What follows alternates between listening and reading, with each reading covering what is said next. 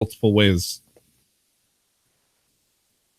So we have a total of 3 more episodes before it's gone.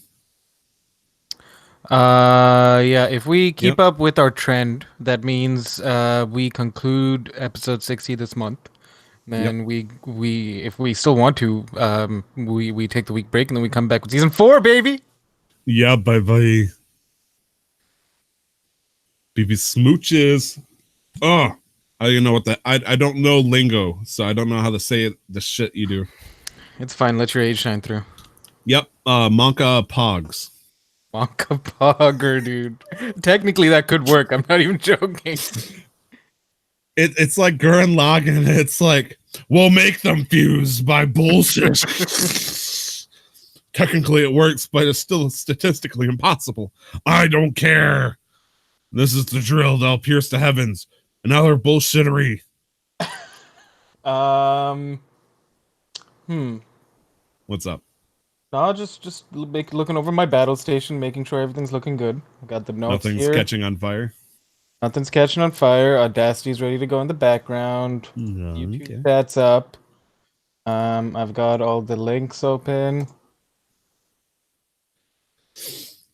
Let's see. 1 2 step. 1 2 step. 1 2 step. We are together. I'm sorry. What? No, I'm just stretching. Oh, okay. It's getting ready. You got to limber up. Always limber up. I like to do the magical girl stretch. Oh, and for the other arm? No? Okay. Let me just set up this directory. Hang on. Project.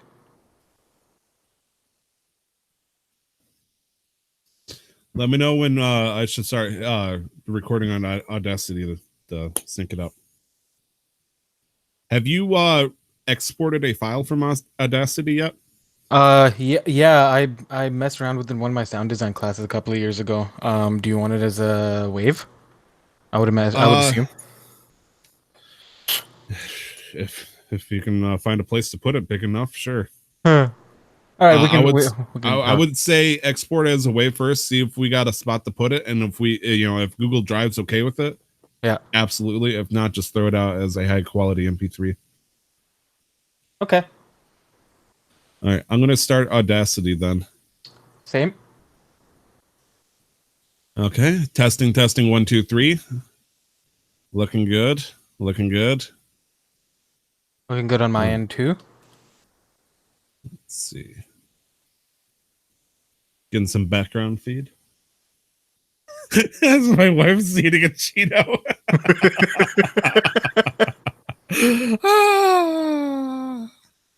The question is, what kind of Cheetos? Yeah, what kind of Cheetos? Jalapeno. Jalapeno. All right. Jalapeno. All right. So do you want to? I used to do it 1 2 3 clap. Okay. Is that okay, or do you want to do 1 2 3 casual master quest? Oh wait, no, we're supposed to actually clap. 1 2 3 clap works. This isn't a war chant before a baseball game or something. This is we're trying to sync. I will say, what do you get? What do you call the child of a guy from Holland and a girl from the Philippines? What's that, Nick? A jalapeno. All right, are you ready? Yeah. Okay. 1 2 3 clap. Wow, did we actually have that much lag? Holy shit. Yeah, I think it was close enough, but yeah, fucking internet, dude. Technology is amazing. Wow, like I did it and it showed you doing it like 1 second later. Holy shit. For me, it was like half a second. Okay. But it's good enough, right? For you, it might look like that too. Maybe that's for true, me, that's true. I'm gonna say it looks different. We're talking to each other right now, but it's probably just really fucking weird looking.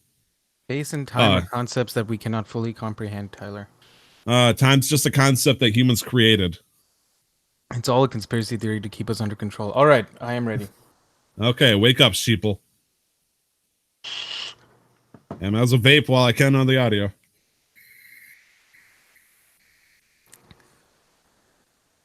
Got 5 coils in this thing now. It's fantastic. Yeah, you're getting all the flavor you can out of it. Yeah, I gotta hit it at a lower wattage too. Like I'm used to like 4 coils was like you can do 90 to 110 or some shit. And here it's like just do 80 to 100. Don't push yourself here, please. Friend of mine got a new mesh coil, and he's like, I can't do certain juices anymore because it's just too sweet. I'm getting too much flavor out of these things. Yep. Blueberry donut from the one right now. Holy shit. It's like shoving it's like somebody evaporated, not a real blueberry pie, but one of those cheap snack pies that are filled with blueberries. So, you know, it's kind of like fake, very high fructose. It's just flavor as soon as you bite into it. Yeah, it's completely commercially made and all that stuff. It doesn't taste natural at all, but it's just in my mouth. That's what she said. All right. I feel like the first part is true, but the nom nom nom, I just feel like that's not on the menu. That's not the first thing when you bite into a steak that is a man's genitals. Sure. What fantastic pre-show recording clippings we have here. I know, right? Plus now we got an HD quality. Hey, hopefully. Fuck. Well, right now we may not even use Audacity. The point is we're using these next few weeks just give test runs. That way we know. I don't want to accidentally do it like right now and then find out our only way of recording it, aka Audacity in this case. Maybe I'm too quiet or something like that, and I didn't realize that I didn't adjust the volume, or you're too loud. Usually it's vice versa, actually. I don't know why I'm suggesting that you're ever too loud. Usually, yeah, but with Audacity, it gives you some leeway to like bump things up. Anyways, we are 15 minutes into this into our scheduled time, so I believe it is time we start. Okay, I'm okay with that. Let's see. I got 5:14, which is 2:14 for you. Yep. So the hour 40. Let's do it on the 15 mark. So the hour 40 is 6:55 for me or 3:55 for you. Yep. All right. Show floor is yours, my man.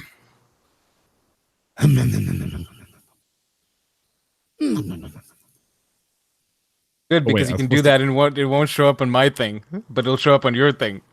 Oh, shit. Because I'm hosting this week. Right, I can edit it out. Technology.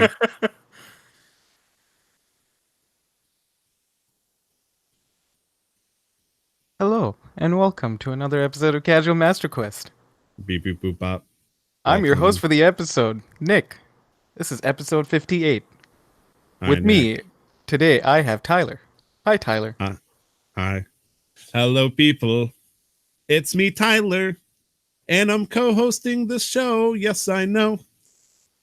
I'm addicted and a little sunburnt, and I love Stardew Valley. Yes, I know. I can't rhyme. Okay, sure.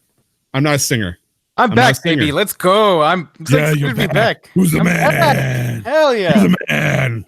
You've returned. I have returned. I have survived. The Floridian weather. I made it back in one piece. I've survived all my flights. And I'm back to doing more work than I could possibly imagine. But here we are recording. Hi, Tyler. How's it going? I'm doing pretty good. I got a couple of questions, if you don't mind, about your airplane experience. So what's the seating spacing like for you? Is it normal for you? Yeah, just right, usually. Okay, good. I mean, I understand I'm a big guy, so I wasn't sure like if other people have similar experiences to me or not, but yeah, shit. Well, it depends on the airline usually, because there are some airlines that'll take the seats in any like given like either be an Airbus or Boeing or whatever, and they'll move them about half to an inch up or back to put in more rows eventually, because it just kind of like compounds, right? And so it just makes it even more like cramped. But with how long I've been flying, I think I've just gotten used to like space now, and I've just sort of forced myself to become comfortable with it. Yeah. I'm trying to remember. There is a some kind of video. No, I think it's from Portal, where one of the bots, when you pluck it from GLaDOS, to start shouting "Space, space," and some reason when you just said that, that's immediately what I thought. Space, dude. Um, Space. What does it what mean? what have you been doing without me? How have you Uh, survived this far? it was actually very hard, Nick. I had to think of you. I had to complain about you. I had to love you. I had to hate you. Uh, oh man. The only way I was able to do it is copious amounts of video games and other activities, which included my first ever going to like a Major League Baseball game. Nice. Who'd you? I'm not too well versed on like teams or like baseball as a sport, but who'd you go to see? Like who's playing? Well, I went to go cheer on the Detroit Tigers, which, Okay. Detroit, being Michigan, all that makes sense.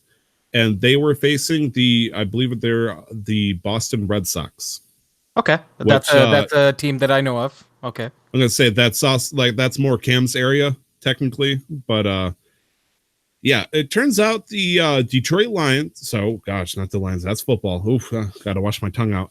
The Detroit Tigers.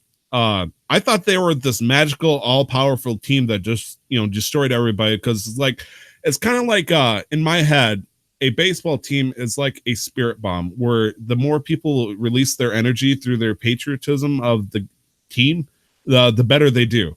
So when I see the Detroit Tigers logos everywhere, everyone supporting them and all that stuff, I thought they were just going to be fantastically good. They're going to steamroll, and they got demolished like viciously. We were on their game 3 when we went to visit the day, and they lost the first 2 by like between like 5 and 8 points or something like that. It was bad for them. Okay. Two questions for you. Do you regularly Yes, watch baseball? not at all. Okay. So even as like a non-fan, how was the experience of being in like a stadium like that? Going to the stadium was actually pretty good.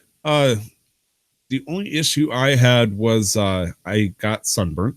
I got hella Okay. sunburnt because we got out of the car. We were running a little bit behind, and I look at my dad. Dad looks at me and she's like, we don't need suntan lotion. We'll be fine. It's only for a couple of hours."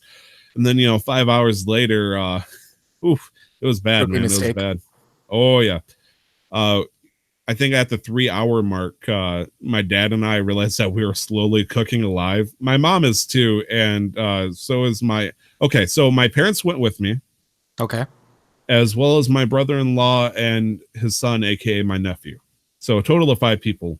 All of us are like liquid paper white.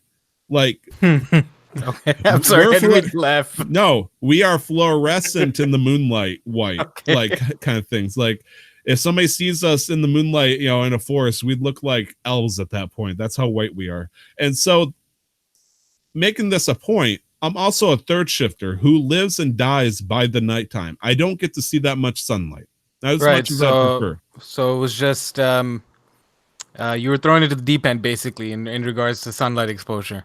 Nick, I am like the closest mortal equivalent of a vampire, and I got thrown in sunlight for 5 hours. Do you know what happens when you throw a vampire in sunlight for 5 hours? You get a well done steak with ketchup. I was going to say normally they turn the ash, but thankfully I didn't do that. But the 3 hour mark in, we realized that the our names were written on the wall, that we were in trouble. And I just said to Dad, it's like, man, I wish we would have grabbed the suntan lotion. And lo and behold, a nice couple behind us was like, oh, we need suntan lotion? I got some right here. And it's like, I looked at her and I saw Gabriel, one of the chosen angels from, the New Testament. And it's like, oh my gosh. And she handed it to us and we globbed it all. I was still screwed from the start, but it mitigated the damage a little bit. And I enjoyed the game itself. I got into it. I had to get up and walk around a little bit just between endings just to stretch because I wanted to get in the shade a little bit. Yeah. Turns out my nephew's a little young. He's about 5-6 years old, and he didn't give two shits about baseball. And I had to pay full price for his ticket. And so it kind of broke my heart knowing that he was too young for this and I didn't realize it.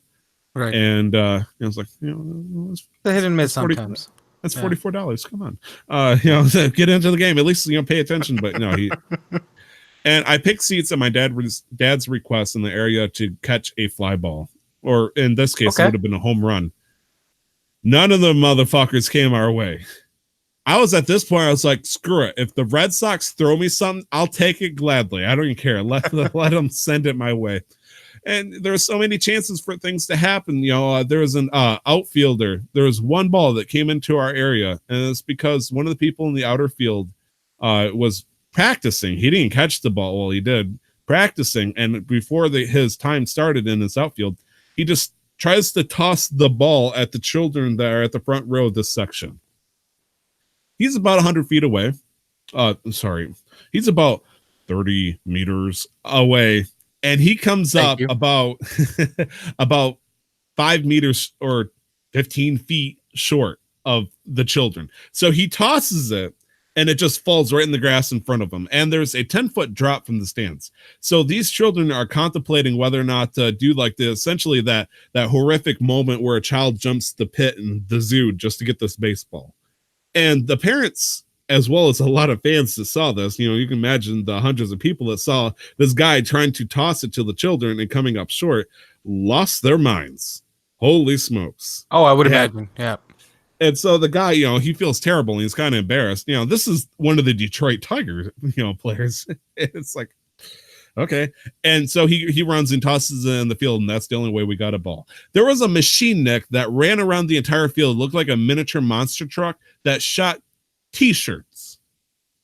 They covered at least 80% of that entire ring of people firing t-shirts. And he skipped us. It's like, give us something. Come on. But I did get one thing out of it. I got one free thing. There's a little piece of paper that was in a cup holder. I was like, ooh. I pulled it out. And I was like, ooh. And it says, you're a winner. I'm like, oh, yeah. And then I look around and I see that there's one of these papers like every 10 seats. I'm like, okay, I don't feel as good about this, but I'm still a winner or something. It's like, please redeem this over at this kiosk. And so my brother-in-law snatches one, and I, have one. And so during one of the more boring endings, we go up and we find the kiosk. And there's this very friendly, hey, I'm going to sell you a timeshare looking fellow. So I immediately knew what was about to happen here. And so I go up to him. I'm like, hey, I'm a winner. What do I get? And he's like, congratulations. Here's this 5-cent beer cozy thing. And it's like, cool. I don't even have any use for this, but sure. It says Detroit, it has the D on it. It has the ye old D on it. I'm happy. And he's like, by the way, like he's getting ready to hook his little traps in on me. Don't you want to get a nice deal on the tickets on the next time the Detroit Tigers play? Like, this is the official person who's trying to right. These papers are for people who are schmucks. I realize immediately. He's given me something that's worth a nickel, and then telling me I'm going to get a great deal by buying these tickets in advance. And I'm like, nope, I'm good. And that's the only thing I got out of it. I mean, I got good memories. The most notable thing is before we even left my brother-in-law's house, my dad played catch with me. And I think my dad has done that once or twice in my life. And I know it's such a 1960s American stereotype. Father plays catch with the son, throwing baseball. That's how they bond as a child and, adult and all that stuff. But it actually had a heavy impact on me. It's like, wow, I can't throw. I don't know what I was expecting there, but that was... But you know what's important here, Nick? Yeah. My dad couldn't throw either. So like father, like son. Eventually we sharpened our tools a little bit and we started getting good balls, thrown at each other. Don't take that out of context, please. But other than that, the next day I got super sunburnt. My arms were completely toasted. Thankfully, I've returned to the albino sheep that sheep's already albino, so I guess are they? Are they? Or is it just their wool that makes them, that color? True. I mean, the shiny version of a Mareep, I'm guessing is probably, no, I think shiny Mareep is blue or some crap. Yeah, I'm pretty sure. Anyways, I was sunburnt. I recovered. I had a good time with the baseball game. Nick, tell me about Florida, man. Tell me about Florida. Holy shit. Fuck Florida weather, first of all. I don't know how anybody could live there. What's the temperature there in Celsius? Oh, it and by the wasn't. way, Yeah. shiny Marie, pink Yeah. wool, blue skin. I was right. Oh, yeah. Okay. Yeah. Anyways, Temperature wise, it wasn't. Temperature wise, it was like maybe sitting about like 40 Celsius, like 40 between. Celsius. That sounds Yeah, bad. I'm pretty sure that's like it might have been, or I could be making this up, but it felt worse because of the humidity. 40 Celsius is close to like 90, or I think 40 Celsius is 104 degrees Fahrenheit, which close I to don't 90. believe close to 9. Okay, sure. No, then it was probably lower. Then it just okay. It felt Nick, hot because yeah. that's like turning in a 5,000 word essay saying, 4,200 words, and you say close enough. I It's mean, like, it is close enough. sure, sure. If you turn it in a paper format, do you think the professor is going to count it out? Probably not. Well, that's why you add that's why if they ask for double space, you write it in single space, but every alternate line you put it in white. So when it prints out, it looks like it's double space, but on the electronic version, it has double the amount of it has. You Oh know what I mean? man, you smart motherfucker, you. Anyways, I'm guessing it was probably around 9 degrees as you surmised in Fahrenheit. It was probably also very humid being Florida and all, Like a which made million it percent much worse. humidity. But then the Yeah. issue is, it's such a bipolar state with the weather. Oh, with the Um, weather, yes. um, it'd be nice, not nice. It'd be bright, sunny, humid for like 10 minutes. And then, like, after that, tropical storm just comes rushing through. And so you're just sitting there in the rain, but it's still 1,000% humidity and the rain's hot. And then there's a wind, but then it's blowing hot wind. And it's stupid. I don't know. I don't understand how people can live there. Rain is supposed to cool you down. So when You would rain just think. feels like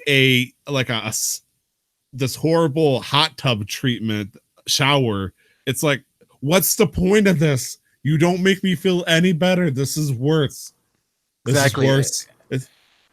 And so on our last day when we went to Disney, something similar happened. So at Disney World in Orlando, being the biggest that it is, it has all these different parks, right? So one of the parks we went to was Epcot because we had no interest in doing Magical Kingdom on Independence weekend, especially with the lines. With the moment we walked in, we saw the first line was a 90-minute wait. This was around 1 in the afternoon. We're like, I can nah, totally see that too. Yeah. we're not doing that. We're gonna go drink. So are you I only learned about this and I'm just trying to make sure that I'm not like repeating myself. Are you aware of what Epcot is or like how it's set up? Not at all. Go ahead and explain it.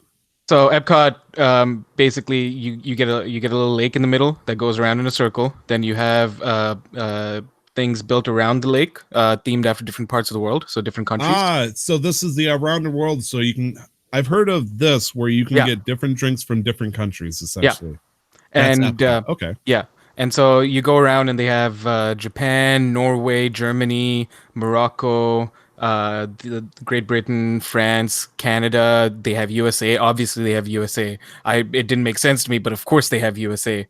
USA And guess what they were selling there? They were selling funnel cakes and beer. Like how much more American could you get than that?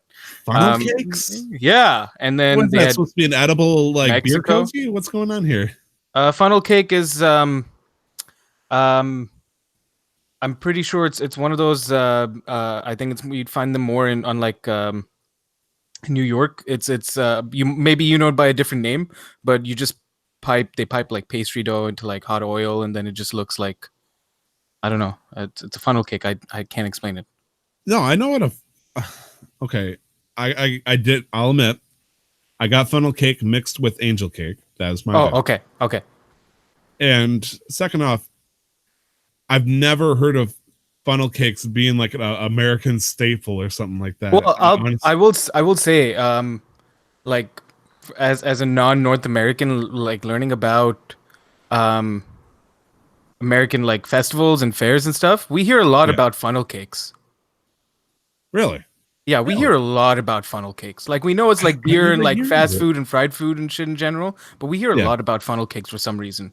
So I've never had one, but I know what they are.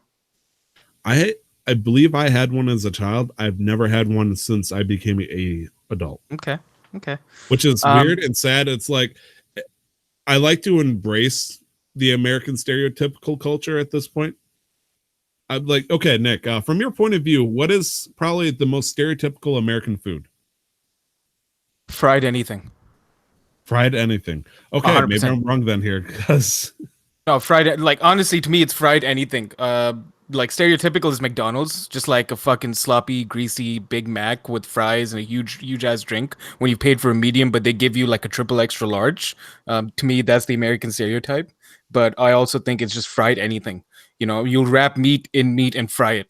Like, speaking of McDonald's, did you hear about their around the world promotion here? yeah, they used to do something like that back home too. We used to get burgers themed from different parts of the world. And do you know what Canada is right now? Yeah, it's a tomato mozzarella burger that you can get either crispy or grilled. They've had that on the menu here for a while now. I personally like Really? it. Yeah. I I've had it and I'm just like, let's say it's good. I don't know, like if there's no maple in the chicken, Yeah, so I don't I can't understand tell you like what. Yeah, I why don't know what it's connection it has to Canada. Canada, specifically. Maybe I couldn't tell you, but I enjoyed it. I'm partial to chicken sandwiches myself, so Oh, okay, yeah. fair enough, fair enough. So yeah, so they had all these different countries, and basically they had stores for like souvenirs, selling souvenirs from those countries, and also like other like um, other goods. Like you can buy clothes at some places. You could buy food stuff that you'd find in those countries, and then they had little stalls at each area that were selling beverages of alcohol of all kinds. Some had bars, some had restaurants, some even had areas for like live entertainment for entertainment from that kind of country, which I thought was really cool. Um, what I also thought was really cool was, and it's Disney, so I figured that they'd do this, but then it was just amazing to see it in person. Was that everybody at each country was from that country? Really? So Yeah. like they imported. Essentially, but like it was still pretty cool because you go to Germany and then you'd see actual German people there serving and working at the whatever. You'd go to Canada, you'd see actual Canadians. You go to the UK, you walk into the pub, they're actual British waiters, waitresses. You go to Japan and it's all Japanese people at the the grills and the hibachi and stuff. Now, this isn't one of those situations where it's like a Japanese steakhouse near me, and but it's really owned and run by a bunch of Chinese people, correct? Well, I mean, in this case, it is a Japanese, Egyptian, Moroccan, Mexican, American, Canadian, German establishments owned by Disney. So, Did you check their birth certificate, Nick? the birth certificate of the establishment. No, I'm just fucking with you. It's like I'm skeptical to believe this, but actually knowing Disney is like very OCD ways, I'm pretty sure that they probably did their own like wild background checks and whatnot Right. to see if that's actually a very cool idea. Well, at That, least I would. We did talk to one guy at the Morocco, in Morocco, where he grew up in Texas, somewhere in Texas, I think. We were just chit chatting with him for a little bit, but then I was going around Morocco speaking Arabic, or at least a little Arabic I know with everybody. So that was really nice, honestly. Just to feel like it was, it might have been a little bit over exaggerated visually, but it did feel like nice to be like in a place that was kind of like home. Um, but yeah, no, I'm pretty sure that either these are actors and actresses who um, are very good at, they probably have some, ethnic roots in whatever country that they're working at, but they're very good at putting on the accent, like because it didn't seem, it all seemed authentic. And like I didn't walk in there like into any of the establishments and feel like, all right, this feels like it's for lack of a better word, appropriation. It doesn't feel like I'm being it's cheesy or it's kitschy or I'm being sold to. It feels, you'd walk into Germany and you'd see like a kind of pseudo beer garden. I'm like, this feels like it feels like I'm in Germany. So it had the environment that made it feel authentic. yeah. And then there was a fireworks show at the end of the night, so that was really cool too. Apparently, it cost Disney $100,000 to put that on every night in that one park, and they do it across all the parks. So fucking Disney. Um, what Doing the what thing. what did happen though? So we got there around 20 minutes into like our walkabout. A storm hit, and I'm talking about drenched from head to toe. Oh jeez. Where Oh jeez. my shoes felt like sponges on my feet. Like that's how much I was just soaked entirely through. But our group that we went with, we spent $120 to get in, right? And so we didn't want to like leave, even though we were not having the most fun I at that paid for point. this ticket. This ticket will protect me from this drench. I'll dry in 5 minutes. Let's keep going. And then that's essentially kind of what happened. It was kind of amazing. Like I was completely dry by the end of the evening. You know, it cleared up. We met up with another group, and so we went drinking around the world twice. Um, yeah, no, Disney was fun. It was a lot more fun than I thought it was going to be, but I don't think I'd do that again, or at least regularly, or with kids. You went around the world and drink twice. Wow. Yeah. That would take Jackie Chan 160 days, but you did it in one. Good job, man. Yeah, in a couple of hours. I know I talked a lot about Disney, but talking about the actual con itself, very Oh, quickly. yeah, that's right. You went the Guardian Con, didn't you? Yeah, it was. Apart from getting to see my friends, I didn't really do much on the show floor this year. I went out, went to some of the art booths, had a lot of fun meeting people in the Destiny community that I've been interacting with for a long time. Made a bunch of new friends, met some friends that I've been playing with regularly. It was a fucking blast. Um, what did I do? And I'll talk about this actually, but I did meet one of the developers that I talked about a few weeks ago, and played their game. It's called Littlewood. Um, and then fucking Guardian Con, like as a conference, as a convention, had so much shit going on. All the different panels, all the things they did. This year felt like the culmination of what they'd been working towards, because it is still a new convention. But this year, compared to last year, the convention center felt a little bit empty. Like there was a lot of empty space, but there's still plenty of people. This year it was packed. Start like from one end of the hall to the other. There was a long stretch of hallway that had easily 100+ different kinds of game stations set up, Tyler. I'm talking about PS4s, Xbox Ones, Xbox 360s, the original Xbox, PS2, PS1, Nice. arcade machines. They had a Guitar Hero arcade machine. They had older consoles set up as well, and I'm talking about on CRT TVs as well. They had it all. Did they have an Ouya? I didn't actually go around and look. I doubt they might have had an Ouya. Okay, they didn't have it all. They had the good stuff. Okay, they had all the good stuff. There we go. That was put on by Texas Gamer Lounge, and they've done that for, I think, PAX and another convention. I can't remember. They did for one of the PAX, so that's pretty cool that they've worked with them. They have I will say, apart from meeting all the amazing streamers and content creators, I want to say I feel bad for the hotel staff, because this is kind of like a one-stop everything, right? You stay in the hotel, then it's like a 5-minute walk. You get to the convention center. You don't have to leave. There's restaurants on site. There's bars on site. They had no fucking idea what hit them. So they've had conventions there before. This is a Rose and Shingle Creek. They've done the PGA Tour there, the golf, whatever, Masters was there recently. They've done other conventions before, but I don't think they've had people like us. That first night, it took 45 minutes to get a drink at anywhere you go. They weren't prepared. I don't think they had the staff for it, because they're like, oh yeah, another a convention, sure, we'll be fine. Nick, Yeah. this is my ignorance with Florida, and Yeah. it may sound a little racist, so get ready for this. It's Do you fine, know you're what American. do you know what the primary race would be around that hotel? It was very mixed, actually. Bath salters. What? Bath salt. Oh, okay. Crazy people. Yeah, okay. That is a race. Well, I mean, but not. I would guess not as much in Orlando, but I don't know too much about Orlando, so I'm not going to say anything there. I'm going to say this with general ideas. 90% of all the clickbait news articles that involve in America or American come from Florida. So the fact you're telling me that they see people dressed up like well, I mean, 6, yeah, but it is. Oh yeah, that's true. That's true. I get where you're going with this now. They're happy you're wearing something. Yeah, that's true. But it was a good time regardless. I just think that hotel staff, they were friendly, they were amazing, but then, even the food, certain times of the day, you'd wait, 30, 40 minutes for your food.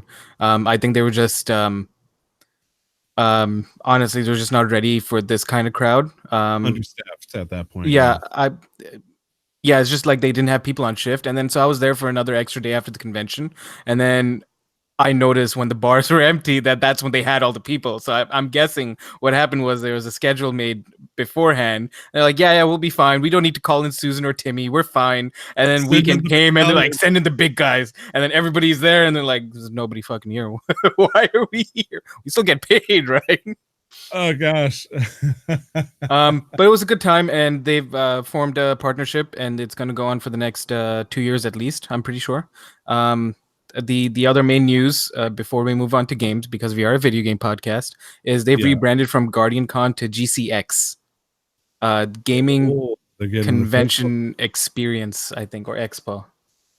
I was just not the ADD on you. No, I it's just fine. imagine the John Travolta meme where he's just like, waving his hands around. I was like, where's all the people we're supposed to I mean, that's essentially what it was like. But yeah, they've rebranded. This year was insane because they had, they had Bungie come out and give out raid belts, like WWE belts, but for the raids and world first clears to all the teams that have done it since Destiny 1.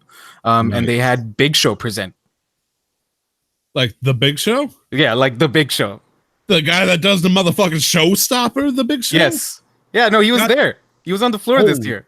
I don't give a shit because I don't care for Is wrestling, that but I Titan? know about his stuff outside of like wrestling, and he's a good dude. But he was there. He plays Destiny. I'm pretty sure that's why he was there. He was so excited to be there too. No shit. Yeah. So I mean, Paul Donald White the second, aka the Big Show, was fucking there. yeah, no. This Did he have the this year- beard? Yeah, he had the beard. He had everything. Did he see have a pictures of- big beard? Yeah, he had a big beard. Oh man, Big beard Oh, only man. for the Big Show. Oh yeah. I mean, during the wrestling days, he had to keep it short. Yeah. But, And then I got to meet the the voice actress for Maya from Borderlands, and the face of Angel from Borderlands, the actor who plays her. So that was pretty cool too. Yeah, like all in all, it was a great trip. I'm a little bit more energized now, but I've just come back to a fuckload of schoolwork to do. So that's GuardianCon. If anybody wants to talk to me about it or ask me about it, I hope somebody will. Please, we're desperate for correspondence. Yeah, just come find me or look at all the amazing pictures. Yeah. Do you have any questions before we move on, Tyler? Nick, where can we support St. Jude's, the charity that's See, I covered can't by even hit you. I can't even hit you with that link because they changed the thing, right? So hang on, let me just make sure. It is Gaming Community Expo. I'm pretty sure now. It's Yes. so weird when you meet somebody. Sorry, I'm still like starstruck that you got to make eye contact or at least look at the Big Show. Yeah, it was pretty cool. I'm jealous, man. I am jealous. Yeah, this year was big, and it's always going to be GuardianCon. So next year's GuardianCon 2020. They're already selling the tickets right now. It's going to be GuardianCon in my heart, but they are doing good things with a focus on not only charity but also on community, because there's a bigger push for indie developers to be there this year. Yeah, that's it. That's awesome. Yeah, so on Twitter, you'll now find them at GCX Event. The website is called gcxevent.com. Simple enough, straight and to the point. Yep. So we are a video game podcast. Yes, we are. I've got a lot of catching up to do on a lot of things. But Tyler, tell me about a game you've been playing. A game I've been playing? Apparently, you've been playing this game a lot. Maybe. Yes. Yeah? A little. Just a little bit? lot. Yeah. Mm. So on Steam, it says that I've played for 137 hours in Okay. the 2 weeks, technically, since I started it. How much of that was you in like your inventory or like on the title screen? I would say about 24 hours. Okay. So 3, maybe 4 times. That means at the very least, Nick, I've played at least 100 hours of this game in the past 2 weeks. Welcome to the dark side, friend. I've been playing a lot of motherfucking Stardew Valley. A lot, Nick. Yeah. Yeah. I went from not understanding what's going on, I'm just going to do what makes me happy, to kegs, sheds. I am Holy addicted. Like Yeah. bad. Like this is World of Warcraft scary. I haven't called in sick from work yet. Yet. The operative Yeah. word being yet there. It's scary how much time I've put in playing this game, Nick. Yeah. I'm currently in winter of year 2 right now. Okay. I've all those things where I was like, oh, I'm probably not going to be able to do this in time. I've completed everything I could possibly, well, not everything. I've done so much, such as completing the community center and all that stuff and whatnot, that by the end of the year, when I finish winter this year, Grandpa will shine on me and give me that statue. I looked it up. I understand what I needed. I have it. Yep. I did get that greenhouse by the winter of year 1.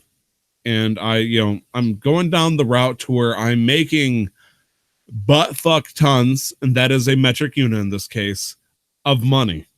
Yeah. Like, I don't even know what to do with it at this point. And during winter, I'm still making wine and all that stuff, using all the fruit and stuff I'm collecting. My only thing I could think of doing during winter is going down in the Skull Caverns to get iridium, so I can make chrysallariums, so I can mass produce diamonds. Because I have all the sprinklers I could possibly want iridium already. I have all the tools upgraded already. Nick, I seriously don't know what I'm supposed to do at this point besides make more money. Like, this is Spaceballs the movie, the quest to make more money. Did you get your galaxy sword? Nick, I got like 6 of those prismatic shards sitting in the chest. Of course I got the damn sword. All right. I had so many prismatic game, shards that I sold one and then donated one, Nick.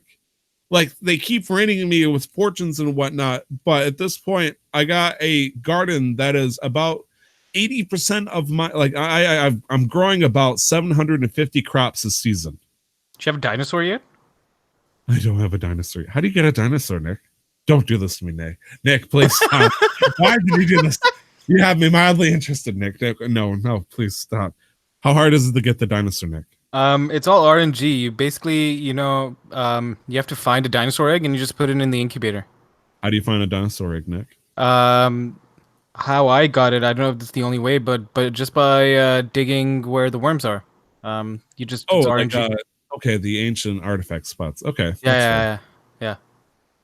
You'll get like an ancient egg or something, and then you can either donate it, or you can put it in the incubator, or you could sell it. Absolutely. Okay, that's fair. Yeah. That's fair. That's something easy I can see and do. Yeah. It's so weird because during like the first year and then the first half of the second year, I had to do this weird transition of like I got to balance out how much wood I plant and all the trees I plant so I can get wood when I mine, when I need to get copper, when I need to get iron and all that stuff. I got a section of trees for the oak resin to make the kegs. Just suddenly, I'm making fucking money. I don't need to go mining for this shit. Daddy Warbucks over here can buy his own iron ore now. And so it's turned into the point where I make money so I can get the ore to make more kegs and whatnot so I can make yet more money. And I'm making so many crops that I'm keeping up with this pace. The only thing that's thrown me back at this point is the oak resin. I can't buy oak resin. I can't throw money at these trees to produce more oak resin. You just have to wait. So I have to wait. And I need to double my oak resin supply because I got hundreds upon hundreds of each of the materials I need except for the oak resin. So if that's what's holding me back, then why would I not, plant more oak trees at this point? Well, I mean, you can also go tap the trees outside of your farm. That is also true. Problem is, though, I'm guessing there's about 30 trees, let's say, out in the wild. Let's say 50 oak trees out in the wild. That's fair, right? Sure. I'm currently at like 60 trees in the farm right now, Nick. So I mean that would double that, but I would have to walk around the entire town every time I know they're up. Or I could plant another 100 and just go full in. Well, I mean, you also have your horse. Remember, you can just go around really quick. Zoom. Yeah, I don't have a horse yet. You don't have a horse yet. Who are you romancing? I have very, very romanced the hell out of Abigail. Abigail? We now have a child. Really? Yep. She's married to me. She's only threatened the divorce once. Good And choice. I know, right? Thank you. And we do have a child named Lucy. Okay. Okay. So You get the everything. max biggest house too. I would imagine if you're going for kegs, you're at least close to getting the Oh yeah, cellar. I got the cask as well. So I've Okay. got Nice. the Nice. 108 cask underground ready. Right. Yeah. You were asking me about casks. Yeah. Did you see the optimal layout and stuff? Yes, Yeah. I've gone like min maxing everything, Nick. Like right now, I have ancient fruit growing in the greenhouse because that's the Okay. best stuff I can grow that's consistent. So I got that pumping into my kegs to turn into wine, which I'm keeping under the cellar. That way I can get max profits out of that. Meanwhile, I have so much cranberries up my ass, I don't know what to do with them besides obviously throwing in more kegs because I want money. And I'm waiting for summer next year because last year 2 for starfruit takes 13 days to grow. Yep. There's 28 days in the year. Yep. So you can get 2 harvests at least. Normally, yes. My problem is, I can't plant that much and water them all in the same night. I can't plant all of them in the same night. And so if I got to plant part of them on year 2, that ruins the cycle. Or so I thought. Big Brain Tyler over here discovered that there's a little something called Deluxe Speed Grow. Yep. And so next year, year 3 during the summer, I'm going to have this, Deluxe Grow, and it's going to knock off like 4 days on each one of them. You That should be able to get in 3. at least 3 days. Like I can totally, get 4, just giant batches of starfruit. I'm so excited for that, Nick. Have you had any mushroom trees yet? Mushroom trees? Yeah. Are you speaking in tongues? What the fuck is a mushroom? No, so there is a random chance that you'd wake up one day and you'll see some, if not all of your trees have been turned into like giant mushrooms. And you can cut them down. I can't remember what they give you, but that's a random event that happens. There are meteorites that can land. Yeah. Yeah, I haven't seen any of that. It's kind of upsetting, actually. I haven't had a meteorite land. I haven't seen any special events. I haven't even had a void chicken yet. Oh, I think I have a void chicken on my master save file. And it's so weird because I would think that I would at least get one random event, but I haven't gotten anything. Right. Did you build the slime hutch? Oh, I can't remember what it's called. I know what you're talking about, like the slime construction building. No, I haven't because I don't know what it's for, and therefore I don't see any use for it. Does it make me money, Nick? I mean, you're already swimming in money. You could just do whatever you want at this point. I mean, I could make more money, Nick. I mean, you could max level everything. And to put it in perspective, I don't have a lot of money since I'm always putting it right back in, but I have a high rate of money that increases exponentially once I'm out of winter. Right. Now I'm coasting through. I'm trying to get more iridium so I can get more. Oh, right. Yeah, it is winter. Yeah. So I'm currently in a standstill. I'm coasting through it. I'm hoping I got enough cranberries because I may have accidentally just opened up another shed with 67 more kegs. So I don't know how that's going to impact my surplus. Right. It's so wild, Nick. But yeah, I played a lot of Stardew Valley. Well, go find the legendary fish. I could do that. Yeah, I really like fishing. I love the fishing in Stardew Valley. It's one of my favorite. I'm level 10 in every skill. Like fishing was my first 10.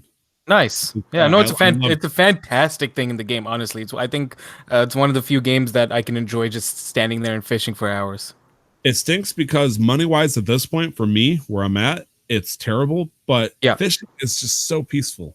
Like at this point, I wouldn't fish for money. I would just fish because it's a fun little mini game. All you need to use the mouse. Don't have to do anything else. Just relax, enjoy yourself.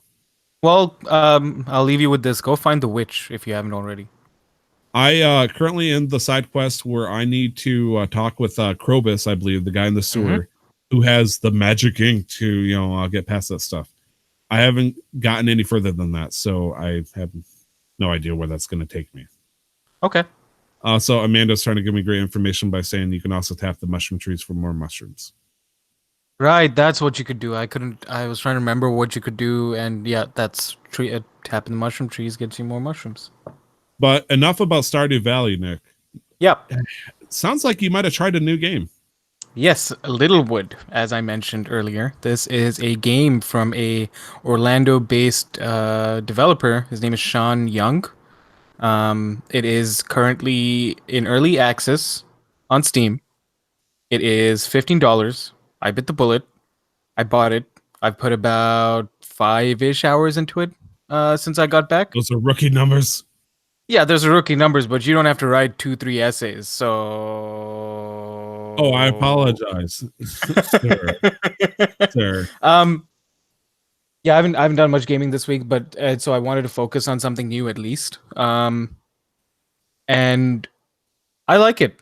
It's an interesting little game. It's a little 8 pixel. I was gonna say 8 pixel because I was thinking of 8-bit pixely game. Nice, Nick. You crashing the Monka Pog. So shut the fuck up, dude. Hell, So let me say what I want. think of it like what do they say? It's a game I had never played. I can't remember. Animal Crossing meets kind of like Stardew Valley, where Okay. you're this great hero who lost his memory. Plot simple enough. You wake up in this little shack in a section of the woods, and now you're tasked with rebuilding the town. Hmm. So you Sounds go familiar. around collecting material, just put up houses, and then you get blueprints from whatever villagers come in. New villagers come in, you want to convince them to stay. You get more blueprints. You just go around building and collecting things. It's a very relaxing game. It has an energy level thing that expands based on action, but there's no time like in Stardew Valley, so you can just walk around the whole day if you wanted. Um, Nice. yeah, no, it's an interesting concept. They're still working on a lot of the in like seasonal events for each season and stuff, but it does go 28 days a season. You can grow things, plant trees, you can build up, so you can elevate things as much as you want. You can remove ground as much as you want until you're left with the lake. So if you want, you can build yourself a mountain and put your house at the top of it. It does give you a lot of freedom that way.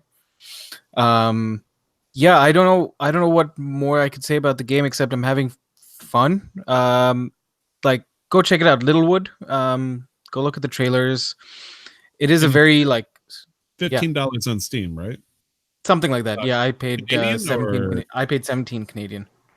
okay, that's fair. Yeah. So I think it is 14 US or something. It is going to come out on the Switch soon. I was talking to the developer, Mr. Young. He did say that they had plans in about 5 or 6 months to put it out on the Switch. They have been approved for it to be on the Switch. So it's just about getting a working version for it. Um, So it looks like the game has been out for a month already. And I've seen somebody play this game before. I just realized. Yes, I was watching somebody.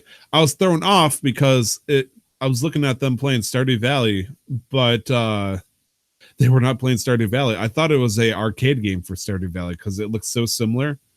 Yeah, it is. And It is a lot more simplified, but there's so many like they have different skills, and you level up those skills by getting experience as you would in an RPG. Except the level cap, I believe, is 100 for all of them. Right. hmm, So you've got mining, wood cutting, gathering, bug catching, fishing, merchantry, because you can open up like a thing and like a little marketplace and sell whatever shit that you find in the world.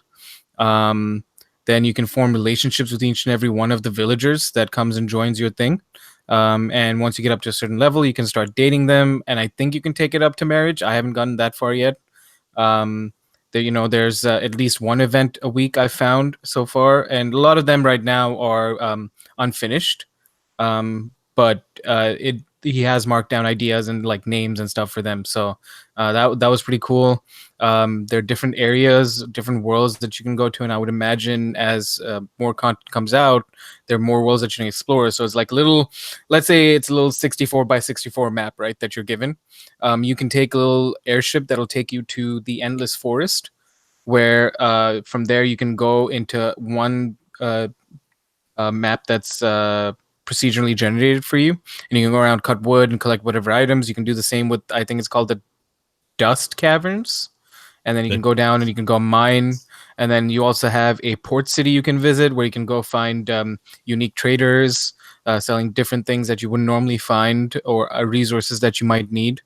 Um, yeah, it's super. It's very interesting because I've gotten very much like absorbed into it, very much like Stardew Valley, but it hasn't made me like think or like want to be efficient like Stardew Valley has.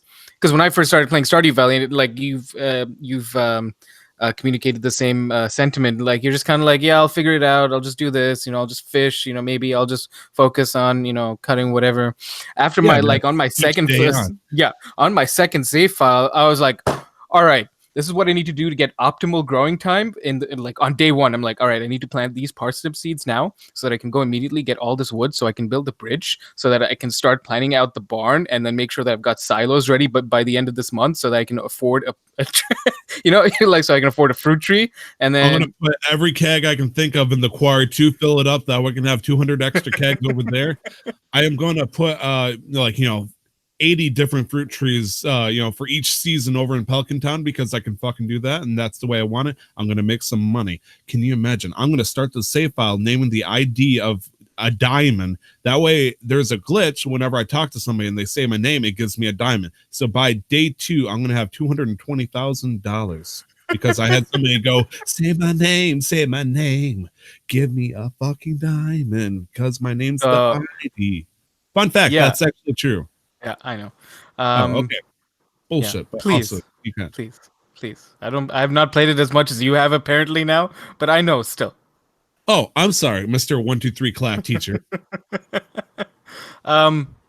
Yeah, no, I had fun with it. It was nice to meet Sean. I didn't get a chance to talk to him because or at least for a long time because we had to go off and do things. But yeah, that's Littlewood. I would encourage if you're just looking for like a kickback kind of chill because it is very well optimized for controller. There's only like 2 or 3 action buttons. Um, so it's like this was an Xbox controller. So A or X is like select, right?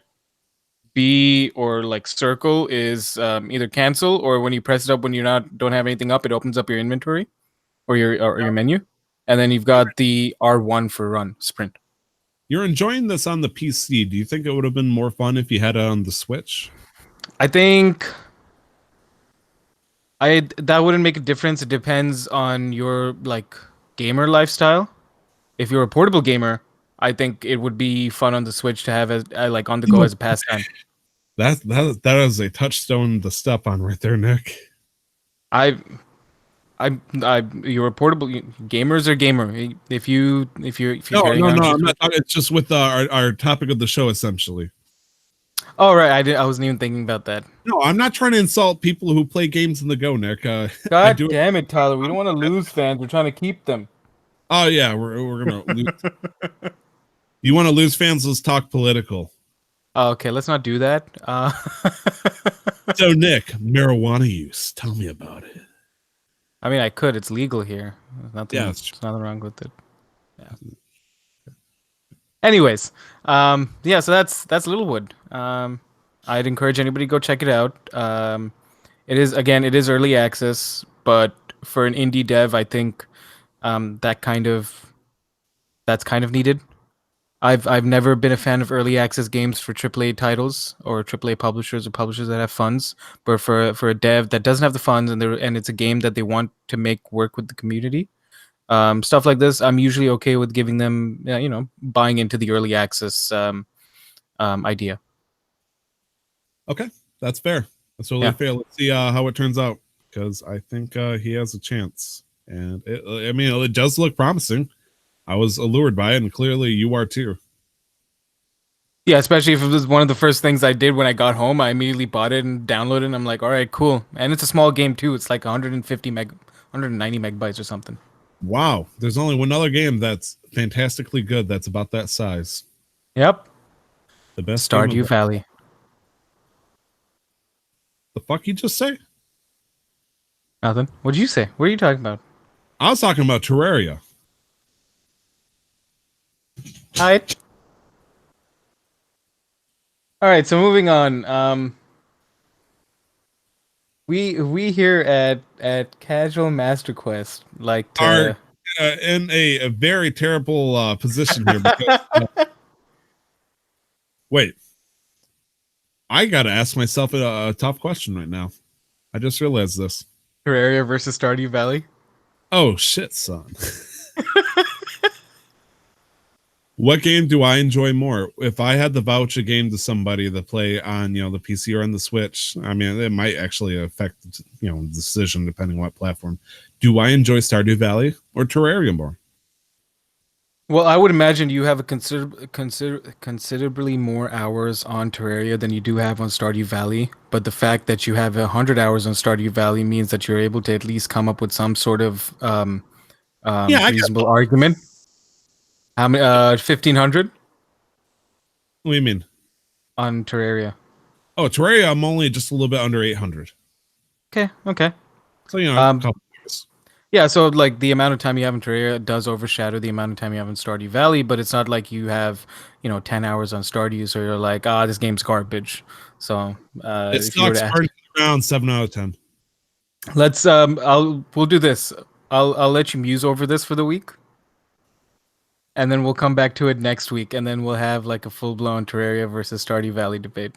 Oh my gosh, are you seriously going to make me do this? Because I was not going to answer the question right here. You're not answering the question right here. You're answering the question next week. Fantastic. We'll see what happens. It's like asking me Horizon Zero Dawn versus Breath of the Wild. I'm not answering that. Yeah, and that I'm not answering that question. You've answered that in confidence, I'll tell you that much. I'm not answering that question. All right, fair. Nick, Fair. modular segment. Master host. You look great today. Thank you. So do you. Who are you supporting today? I am supporting the Vancouver Aquarium. So for our audio listeners, I am holding up a coffee mug that I bought from the Vancouver Aquarium with an octopus on it, because octopus are tight. Especially the single octopus that they had. Which I'd never seen until our visit to the Vancouver Aquarium. The power of Casual Master Quest summoned that motherfucker from its cove. Kraken and then has been released. It was like, hey, I was here all the time. What are you guys talking about? I was coming. It was like completely chill. Like it went from like I'm hiding forever to sup. So, as I was saying before, here, especially when I take over the show notes, I like to bring a little bit more of a look into like shit that's going on in the industry.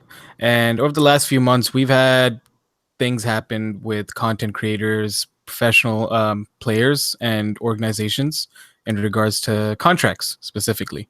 I do not want to name any names, just because it's not a discussion about the people. Sure, Nick.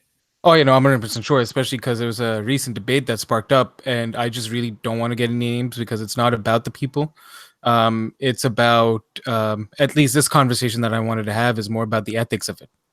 Well, the problem is I don't know what you're talking about. What is between nondescript streamers / pro players and organizations? So basically, long story short, you have a 18, 19-year-old streamer at the peak of his performance in whatever game you like, whatever competitive shooter game. Peak of his performance. He's a streamer, getting all the attention, whatever. And then you're an organization. You're like, this kid looks like he'd be fun to pick up. It'd be good to pick up. It'd be good for us. It'd be good for him. We can work together. We can, form whatever brand identity. He can do good things for us. He can become a flagship person, and then we can grow as a team. Let's give him a contract, and then as a 19-year-old, you're making all of this money, right? Let's say this is all speculatory. Let's say you're pulling in $20,000 a month, right? You're 19-year-old. You're pulling in $20,000 a month. You get handed a contract that promises you more. Without any prior knowledge of business practices, you're just a kid who's playing games. How much of that contract would you read? Or how would you know that you'd have to read all of that contract? Oh, I mean, I would read all of it. Whether or not I would understand like all the stipulations and whatnot would be a different thing. Like that would absolutely need to get a lawyer to parse through that kind of stuff. But as a 19-year-old, I'd probably be like, I see a bigger number, therefore I sign it. I have no idea. Yeah, going younger, because this has happened with 16 and 17-year-olds as well. Like, especially if you do things on such a public platform, And if all you're thinking about, sure, you're having fun streaming, making content, making connections, but now this pro organization's approached you with this offer with more money when you're already pulling in all this money, and maybe you have beer goggles. Do you know what I mean? Like maybe you just don't see, you choose not to see parts of the contract that could be potentially harming in the future. Yeah, I can see it. So now you have people, a lot of these professional um, players, streamers coming out saying, "All right, listen, the contract was garbage. These people have tried to, screw me over. They're taking whatever money." And then the organizations are like, "You signed the contract. You knew what you're signing." But then going back and forth between whether the contract was legally binding or whether some of it was could potentially be an issue in the future, because the issue is that not a lot of these organizations are, at least from my understanding, depending on the state as well, not a lot of these organizations are recognized as official organizations in some cases. And so some of the contracts are not, or at least some of the terms in the contract can be binding and some of it can't be binding. So basically, like everything that's been happening has changed the way that organizations are signing on people and making sure that people are reading their contracts, and also organizations ensure that they're not setting themselves up for failure in the future, or at least for scandal. And I'm wondering what kind of effect this is going to like splash back onto the gaming industry as a whole. The gaming industry, okay. Because it is not a far cry from the truth to state that influencers in the similar boat, maybe. Yeah, like that's what streamers are essentially, right? I mean, honestly, most people know that people who are trying to make it big on Twitch and all that stuff, they only have so many years before they either get burnt out from playing the game or they just they lose track. I mean, when you think of like big name League of Legends players, like the big one I think of is like Amakewdipie. He was well known back in the day. He's still a fantastic League of Legends player, and he still pulls the numbers, but he's slowly falling away from being that number one most viewed person on Twitch kind of thing. And then of course there's people like Tyler One and all that stuff that came up, and it's an old flame thing. So when you see the the trend on the graph of it starting to go down, but then you see like somebody offering a pick me up of sorts, and you're thinking, this is my second wave, I'm going to ride it. Or maybe you're at the top and you're worried that you're going to plateau. I can see why people would make the jump, but at the same time, these companies are not here for your benefit. They're here to make money. And so you're just as likely to run a risk of falling apart by yourself as you are with this company. But the company is more than happy to screw you over if it means saving them some money here. I'm sure there's some companies that are that try to do right by their influencers for obvious reasons, because if they screw the influencer over, then they're gonna rebel and say a lot of nasty shit. But I don't really hear a lot of very reputable goody two shoe companies that are using influencers in the first place. I mean, not to throw any shade at certain Microsoft based video game companies or anything like that, or say something like EA, but honestly, at that point you're just a salary man under the developer title. So you've given up your individualism the moment you sign up to something like that. So I mean, it's a change of pace and people just don't realize it. That's fair, and I think also a part of the issue is because orgs like to sign generally younger players, or at least like to start with them so that they can build a long-term relationship with them, keep them on around just in case of the chance that they do get super mega big and stuff, and so that they can profit long term. Both parties at least. I think part of the issue is that we're not being educated on legal ethics, or at least the basic do's and don'ts, right? Oh, So we are just by the wrong people. That's fair. That's a fair point too. Because when you look at some of these people, they're like, "Hell yeah! Like I'll sign. You're gonna give me $1 million a year just to keep doing this. All right, I'll sign." And then this is probably gonna get as close to me naming names, and then all of a sudden you find a clause a few years later that they're taking 80% of your winnings. Yeah, it's just I thought about it and I'm like, this is probably at least a public negative backlash.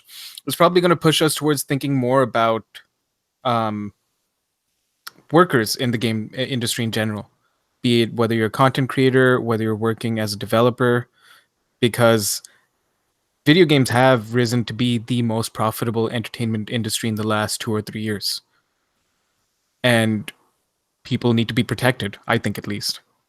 Um, Yeah, I'm just wondering. I'm just wondering whether we'll ever get to a point where we don't have to worry about a shitty studio, or at least a greedy studio, shutting down or skimming off their workers. What? No, that's never happened, Nick. I still think of Dead Space every fucking day. Dead Space was a telltale sign that the end's coming. I mean, let's see. The force choke. Okay, let's see it. Force choke. Fuck, I'm blanking now. There was something I was gonna say. Like, yeah, oh yeah. Bungie. So with Bungie, there was a couple of weeks ago, there was a gun that they buffed, but they didn't realize that buffing it would cause it to be one of the most broken weapons in the game. And then they said, "Listen, we know it's broken, but we already have a patch in the incoming patch in the pipeline for us to take that patch out and put more man hours into fixing this gun in this current patch would cause us to what did they say, go into crunch time that they wanted to avoid with Shadowkeep coming up, because they already had their departments busy. They're like, you're just gonna have to live with it for a little bit. And so we're kind of seeing that transparency now from a lot of the developers, where they're like, listen, we don't want to put any more crunch time. Even if they're doing it for a selfish reason, even if they're like, we don't want to put people under crunch time because we just don't want to look like bad guys. I still think that's a good thing. In the short term, at least. Honestly, I wouldn't trust any of these new... It just sucks, because I have this weird mentality that a lot of those new upstart companies or whatnot that are trying to make new business ventures in any kind of bubble like this are the kind of people that are more than happy to step on toes just to get what they want, because it's like, it's a dog eat dog world. We got to make our place and settle down before everybody gets in on it. And I don't know, just the idea of the way you describe the contract with that information doesn't even sound like a contract. It sounds like either a pure scam or just an insurance policy that would have paid out if he didn't do so hot. And that's bottom line. I'm not here to sit and point fingers, but with contracts and stuff, please, no matter how old you are, just read your contracts. Make sure you know who you're working with. Yeah. Nick, they're over 18. They're legally adults, especially if it's in the United States. I'm not saying that they are idiots, because let's be real. Anybody, including us, when we were 18. Yeah, no. Like, living with that, owning up to the responsibility or consequences of your actions, that's one thing too. But at least my parting advice for this is just, please try and read your contracts, even if nobody's told you beforehand. Read your contracts, start to bottom. I mean, high school, the things they try to train us for real life and whatnot. The DARE program, drug abuse, that failed miserably because it was full of shit. That probably pushed more people into it literally did. I'm not kidding. Statistically, it was shown. Thank you, Adam Conover and Adam Ruins Everything, for teaching me this one. It actually helped people by providing information about drugs that made them feel better than just marijuana. Whoops. Sex education, aka teaching us abstinence and whatnot. There is no high school class or whatnot that taught us how to handle very interested businessmen that come onto you saying, "Hey, I'll give you money if you'll do this for me." There's no warning signs. Stranger danger is not going to work for something like this. So they're young and dumb, and they just see numbers in front of them, and they're going to jump on it. Yeah. And I feel bad, but we're not ever trained for something like that. No, we're not. And that was my sentiment too. But yeah, be careful. It's a rough world out there. Yes. So the people who are making $20,000 a month and are getting propositions by those evil bad guy company groups, listen to us. Yeah, we know everything. We're mid 20 years old. All right, so that was a little bit of a of the 18-year-old society. that was a little bit of a serious conversation there, kind of. Oh, whoops. But, I goofed but there. no, it's okay. You're fine, Tyler. We're just moving us on into the topic of the show. And this week we're going to talk about the Nintendo Lite, Tyler. The Nintendo Switch Lite. My apologies. It's not the Nintendo Lite. It's not a subsidiary of Nintendo. Switch Lite. Tyler, do you want to tell us about the Switch Lite? Absolutely. Before we continue, I want to say that in the show notes there are two major links. One is for the Nintendo site that showcases the Switch Lite, and then there's one by CNET, headlined by Scott Stein, which I'd like to thank. I'm a big fan of CNET. I know not personally, obviously, Jeff Bakalar, who is a well-known author for articles about technology, about stuff like this. But Scott Stein, Christine Stein, I like to say Stein. Stein, it's Stein.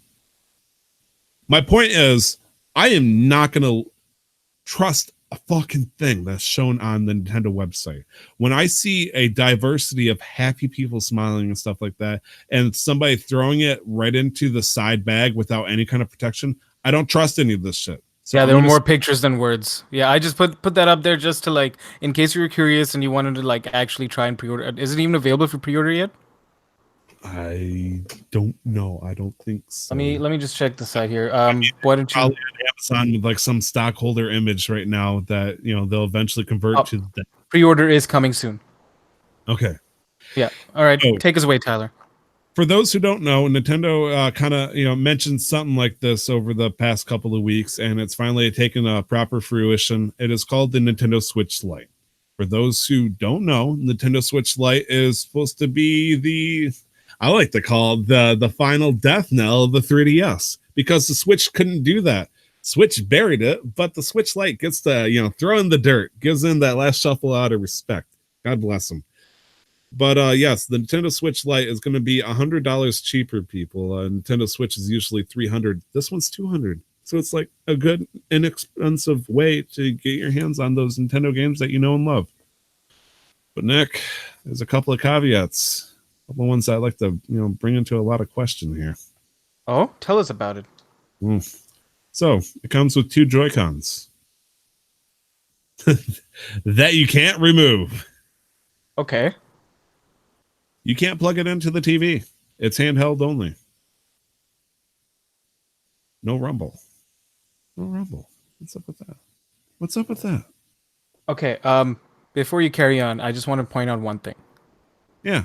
So the Nintendo Switch, if you buy it like the original Nintendo Switch, if you buy it with the dock, it is 300, 350, something like that.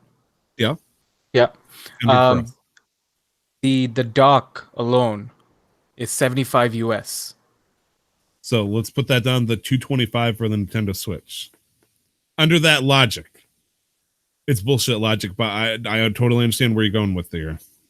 So just taking away the dock, the Nintendo Switch on its own versus the Nintendo Switch Lite, there's a $25 price difference. For, in my opinion, substantially less performance. Let me adjust my flashing glasses here.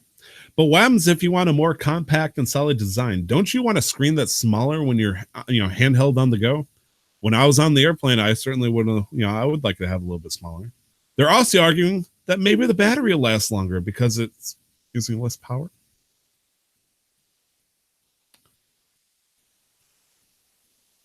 Nick doesn't know what to say to this. Okay, what are your thoughts? Do you like the Nintendo Switch Lite or no? Is this... from initial impression, honestly, I thought it was a pretty cool idea. Because I thought it was a cool idea, but all I could think of was the PSP. Oh God. Why would you utter those things? I mean, no, you said PSP. Okay. Yeah. You said something else. I'd be like, blasphemy. Filthy trash words out of this house. But no, seriously, it did remind me of a PSP. And I think this would have been a good move. And it might still be. I think this would have been a good move if we had a Switch 2 coming out. A Switch 2? Serious? Yes, serious? because Harry, Ron, are you tough?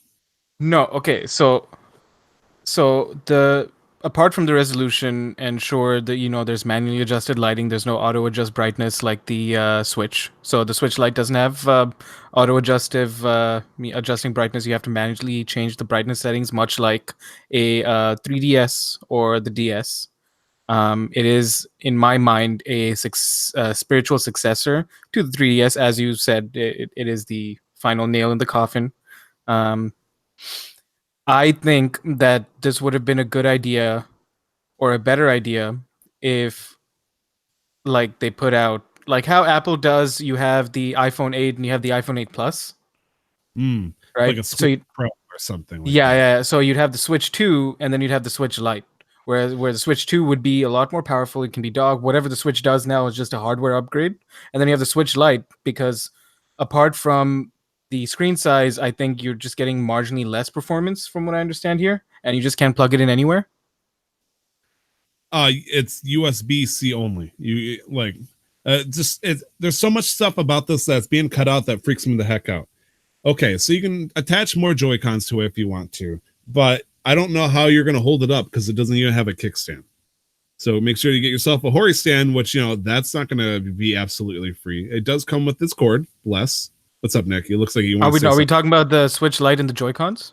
Yes, the Switch Lite. You can add more Joy-Cons to it. You can add more. Okay, you're talking about more Joy-Cons. Sorry, like to me, I'm like, oh wait, what are you putting it on a stand for? And you're just gonna hold it like a racing wheel? Yeah, I mean, if you want to play like Mario Kart or something with your friends, you're not going to be able to use the Joy-Cons. But there's no kickstand. It does have extra vents on the top, and that's good technically. But it's strictly handheld. It has a 5.5 inch screen versus the 6.2 that we're used to. So we are going from the Vita, I said the words, to the PSP in this version. It's going to be smaller. It's going to be more compact. There's a little bit of concern because if the Joy-Con is, if one of them becomes defunct for whatever reason, you are screwed. Like super screwed. But which is a valid concern, but how many hard or how do I phrase this? How many hardware issues have people had with Nintendo products in general? I mean, lately, especially when the Switch came out, a lot. Do you not remember all the issues with the left Joy-Con?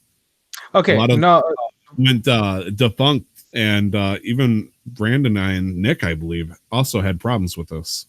Okay, no, I did not know about the because all I could think about is with how long my 3DS, my DS lasted with no issues, with Nintendo's design philosophy. Because I remember watching a documentary a couple of years ago, or like a mini doc or something, where the idea behind their products, when they design their products, is that they're designing it with kids in mind. So they want to be able to drop it from wherever, usually, and not have it break after just one or two falls. I mean, you say that, and I had a 2DS, and it fell from my hands onto a cement floor and just completely destroyed the system in one hit. Yeah, but how much faith did Nintendo really have in the 2DS? Okay, so you're completely backpedaling on the doorstop. Okay, I see where that's going. Great. Listen, I don't know what you're talking about. All I'm saying is, I don't know. I think I'm okay with this. It's not like I'm upset by this because I did do quite a bit of. I should add that on the list, but I was playing quite a few games while I was flying, actually.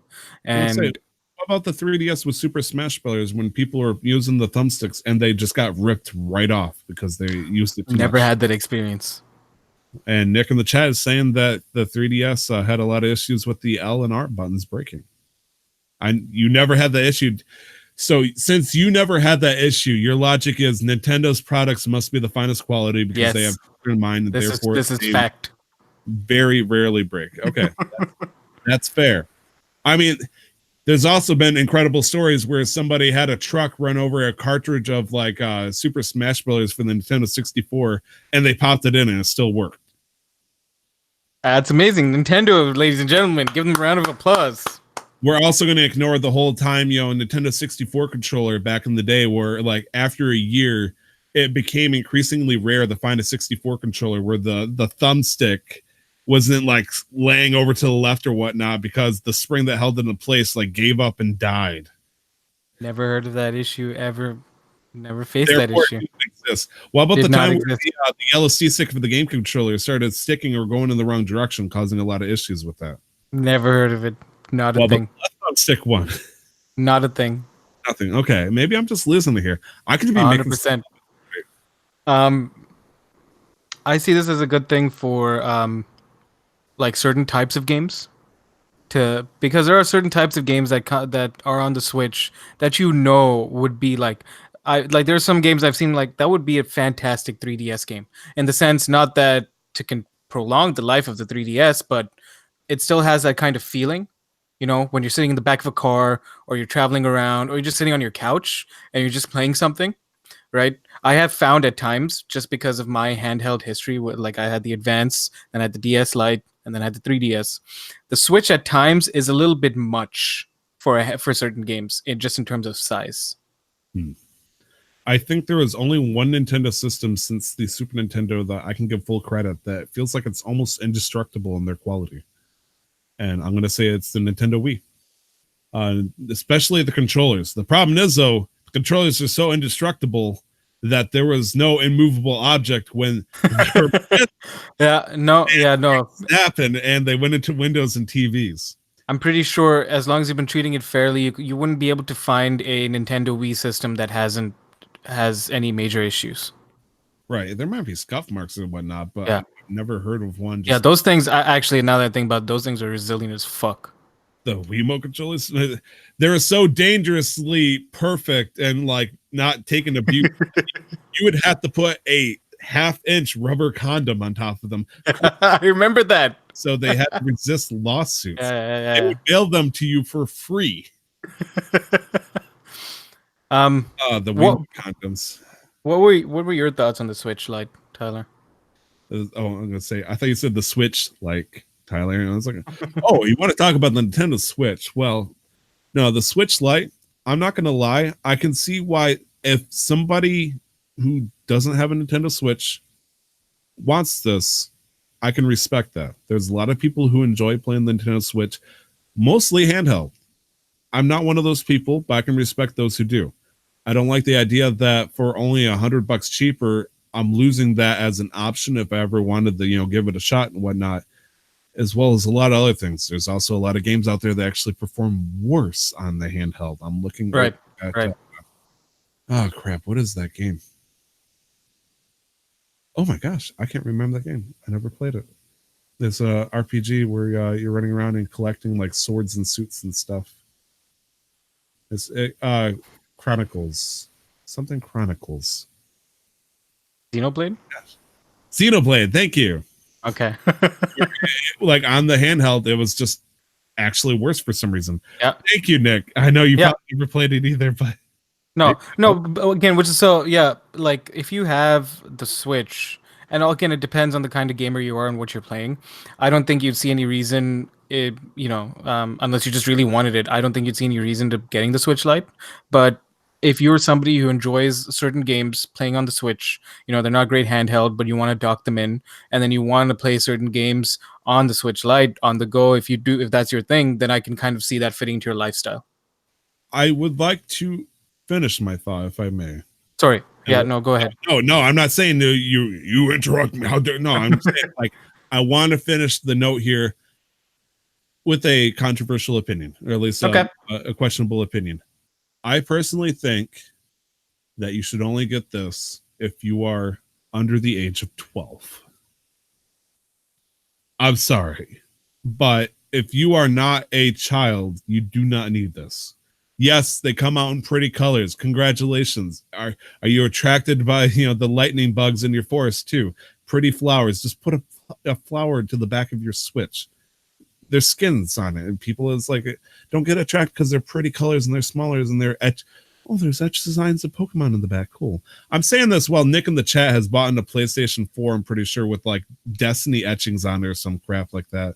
Or the Star Wars Battlefront PSP that was cool white with designs in the back. I'm sorry, but I really think that only young children should appreciate something like this. If you are a grown adult who likes gaming and takes gaming seriously, you appreciate the features that the Nintendo Switch regular has. That depriving yourself for a prettier version of the system, it's silly.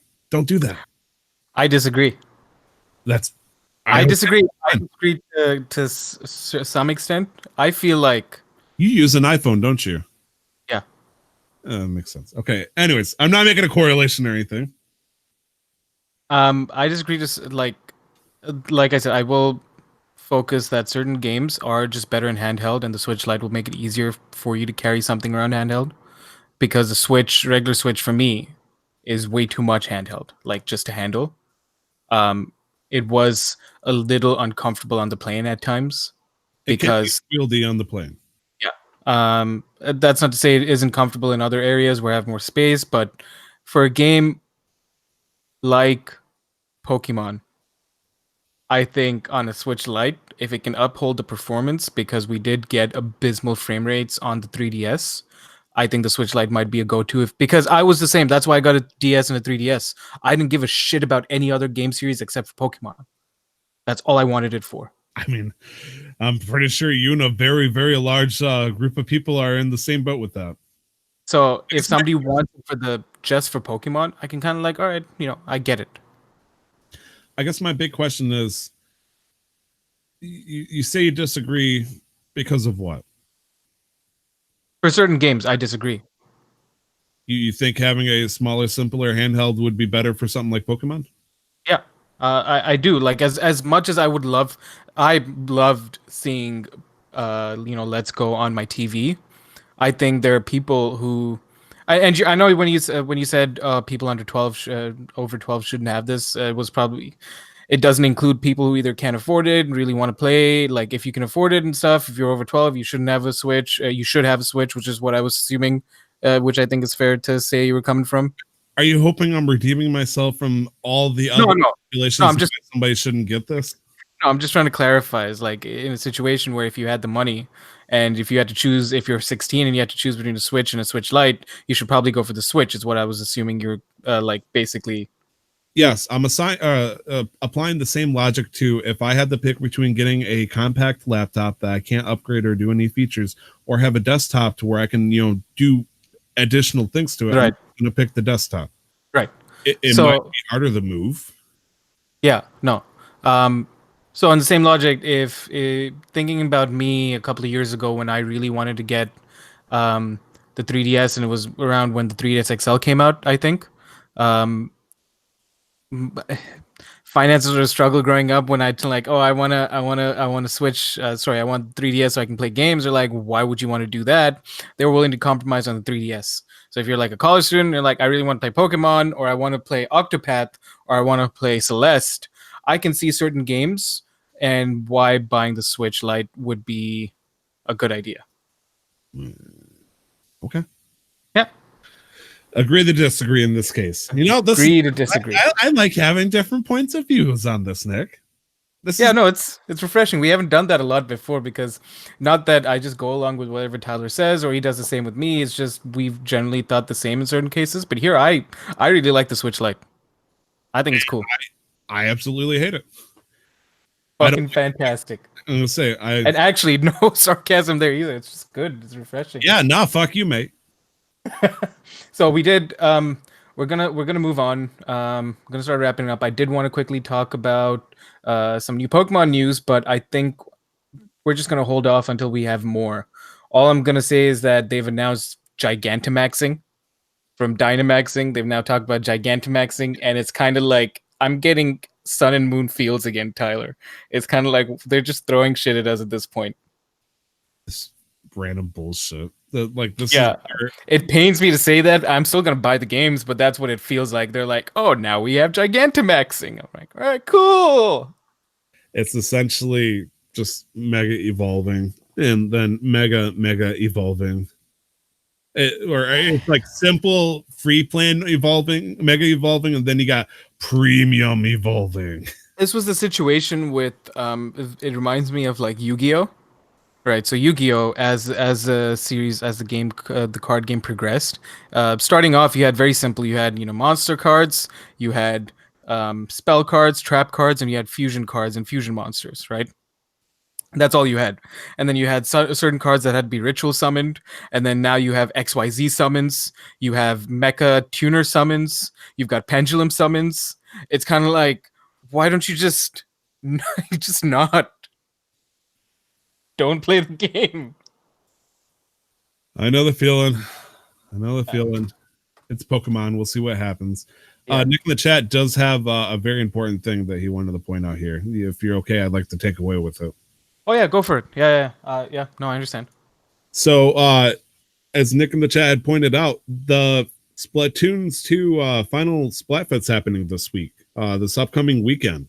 So if you own Splatoon 2, as anybody with a good heart should, also was given by the person that is pointing this information out, you should understand that this is actually a very important and final event. This is the final Splatfest of this game. It's going to be happening July 18th to the 21st, so Friday through Sunday. And it's going to be just a simple black and white style vote of chaos versus order, which, I've played enough Kingdom Hearts where I'm just not used. I'm used to this kind of shit. And no, so essentially, it's Pearl versus Marina, is how they're trying to put it out as. And so, Nick, if you were the pick, are you going to go for chaos or order? I'd go for whichever one looked coolest. Coolest in a game like this, that's what I would do. So Pearl and Marina, right? Yeah, I mean, chaos order, but who are you going to pick? Are you going to pick who's the one with pink hair? Pink hair is Pearl. Yeah, that's my choice. Okay. I was always a Marina gal in this case. So, but honestly, I just want to have fun. So, I mean, you're picking chaos essentially. Okay, well, funny how that worked out. I know, right? How the cards land the ground. Nothing I can do about it now. All right. I said it, so it must be true. Therefore, I have no reason to be judged for picking chaos. I am always right, especially about all that hardware stuff. Nobody else can correct me or change my mind otherwise. Yeah, those and Nintendo 64 joysticks are titanium. They're made of vibranium. What is it? Is it even vibranium? What the Marvel? Are you serious? Are you serious? They're made of vibranium. Yeah. Yeah. Nick, I hope you play with me this upcoming weekend for this, if we get a shot. Sure. I mean, if it's the final Splatfest, then it's might as well try it out. I've never participated. Yeah. No. I'm sure. I'm sure we'll make time.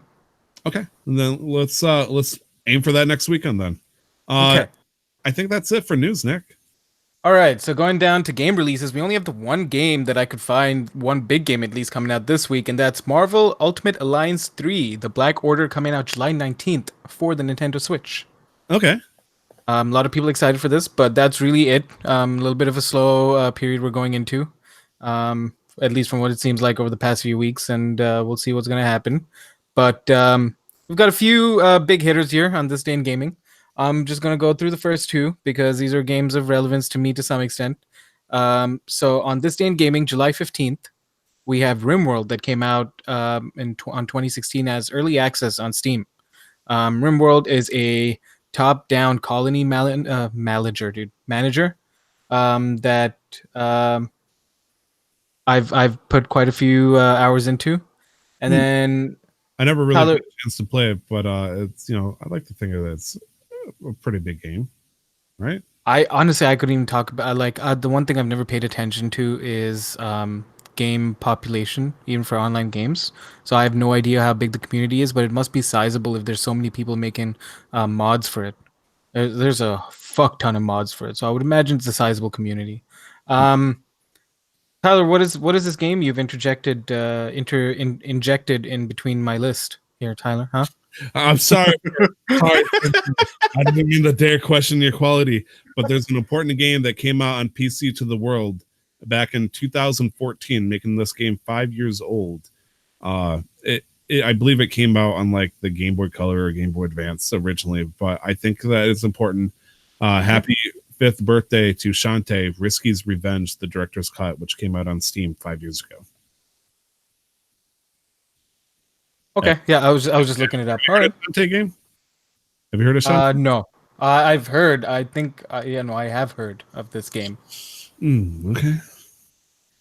Have you ever played one? No, I have not played one, my good sir. Have you ever considered playing? Yeah. I'm open to new experiences of all kind, my good sir. Okay. I'm glad. I'm glad for you. I'm happy for you. Thank you. All the money. Yeah. You have a beard. We'll talk about that in a little bit. Let me just get through this list. Okay. 3 minutes. Max Payne came out this year, this day in gaming 2001, a game that has been a core part of me growing up as a quote-unquote gamer that I attempted to play on stream start to finish, but it's such a janky fucking game that didn't age well, but still a beautiful fucking concept. I'm in love with Max Payne. Yeah. Tyler, do you want to tell us a little bit about these last two? Because these are right up your alley.